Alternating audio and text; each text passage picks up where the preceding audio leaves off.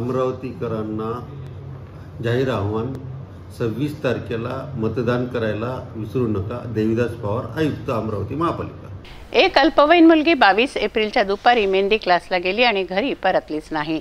तिच्या नातेवाईकांनी शोध घेतला, मात्र ती सापडली नाही. तेव्हा नातेवाईकांनी पोलीस ठाण्यात तक्रार दाखल केली आहे. क्लासच्या मॅडमला विचारलं तेव्हा ती तेथेही नव्हती.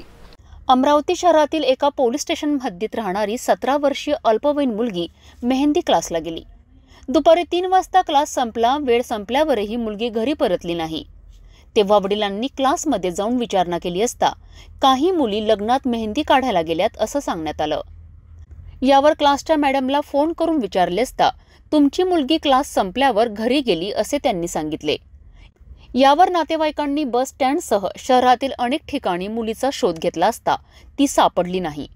यावर वडिलांनी पोलीस स्टेशन गाठून तक्रार दाखल केली आहे.